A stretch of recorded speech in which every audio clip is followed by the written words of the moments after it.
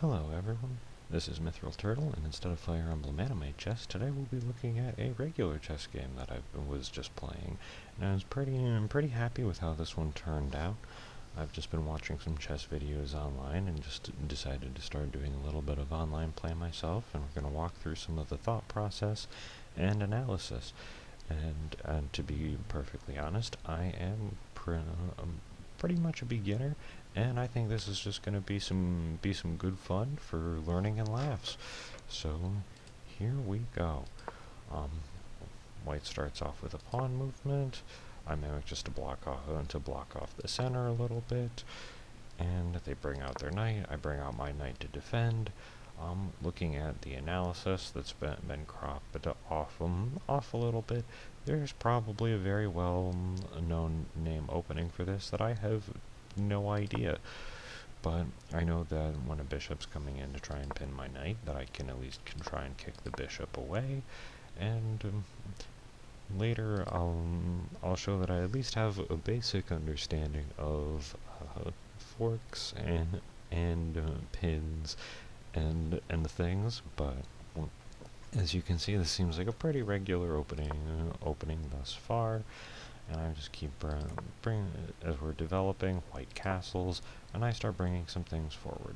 Now, going into these next couple moves, we'll see the eval bar kind of just swinging wildly in white's favor, and that's because after seeing that move, I'm just like, no, I do not want to have the center be unclogged and do some silly queen trading, because I'm not as super experienced with that, and I don't want to be on the wrong end and have the white's queen in my face. So I play over here, which is probably not that great of an idea, but I think this is a little bit of an offshoot of the Great Snake Defense, which is one of the coolest named defenses there is.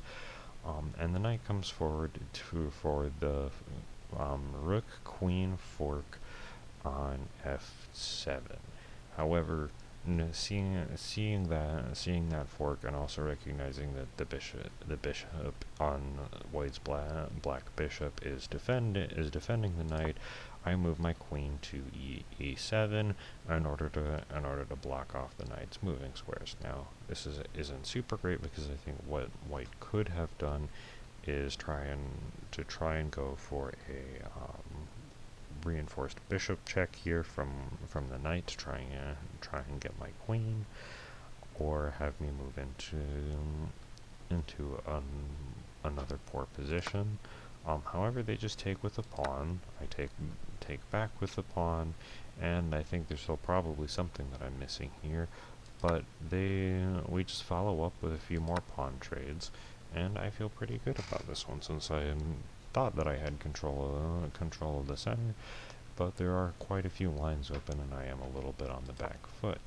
And as you can see, white starts to make a battery on towards my king. However, things aren't really lined up yet, and seeing that I have a little bit of time with the knight and the queen defending the pawn on e5, I kick the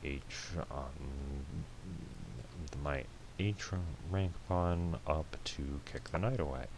And they bring in the bishop to defend, which is very strange. I think maybe they were thinking that I would trade the pawn off the back, but I just bring the pawn up, take the knight. The bishop is pretty trapped, and then, very carefully not to lose my queen, I grab it with my knight, and this is still reinforced by the queen, so things are relatively safe. Now they bring their knight up, and this is where I'm just like, alright, although it might not seem like a perfectly sound move, I'm just like, they don't have a battery assembled. They only have the rook to take the knight, and I'm absolutely willing to sacrifice the knight to gain some momentum over here to attack their king, because if the queen takes the pawn on h2, with the current board state, that's just checkmate. So they bring their pawn up, and I'm still in feel like I'm in pretty good position here, and so I bring my pawn in order to try and well, if they take it, I can just slide on back for checkmate, and if not, I can just start pushing forward. So they take my knight. I block specifically with my knight here, since the bishop is able to take it back. I think maybe blocking with the bishop would have been better, so that way it would have been more um, more free. But since it would have been pinned anyway, I wasn't super concerned. And one of the things that I hadn't that I'll notice later is the a is the AAH1 diagonal, which will come up later. But now, since they moved up their pawn to f3, they actually just left me a free move to take their pawn and start setting up check on the king. They move their pawn forward, and I just move forward for check. So even though I was on the back foot, granted it probably took a little bit of more rookie plays by both myself and my opponent to lead into this board state. I'm really happy with how I turned it around with using the I'm probably using rank and file wrong, but the H column in order to attack their king, and while doing so, while having my king, although very immobile and probably not the safest, be relatively locked down. They hide their king in the corner. I bring my bishop up on the diagonal to keep pinning more pieces there. They do bring their queen forward, but not into. They are not lining it up on the rook. So I was feeling relatively safe. So I was just able to bring my rook over, and the knight is very weak in this position because nothing is defending it. My opponent tries to go on more on the offense by lining up their rooks, which is generally a good idea. However, their king is in a lot of danger and is very much in trouble. And then I move to take the knight,